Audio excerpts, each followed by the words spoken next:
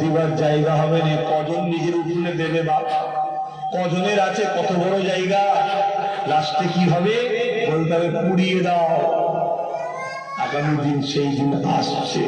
আজকের এই ওয়াজটা রেকর্ডিং হচ্ছে তো নাকি?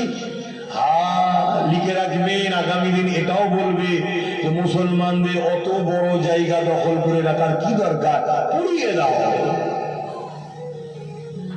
তোমার গাফলতির জন্য তোমার মাকে নিয়ে যাওয়া হবে পুরানো। শোনো বন্ধু আমার কথা, গায়ে লাগলে কিচ্ছু করার নেই, আনবি না, আর আসলে আসবি না।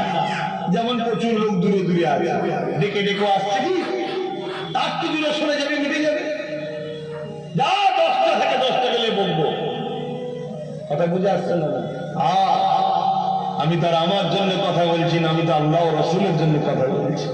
কাল তোমার আমার গাফলতির জন্য তোমার আমার মাকে নিয়ে যাওয়া হবে পুরাতে, আর তোমার আমার মাকে পুরাতে নিয়ে যখন যাবে, পুরাতে গেলে তো ভয় লাগবে, তখন তার ভালো লোক সেখানে যাবে না। তখন যেই কাপড়টা লাগবে তোমার মায়ের 60 বছর ঢুকে রাখা ইজ্জতটা উলঙ্গ হয়ে যাবে, সবাই দেখবে। সেদিন তোমার হাসিটা খুব ভালো হবে, বেরোবে, আমি দেখবে।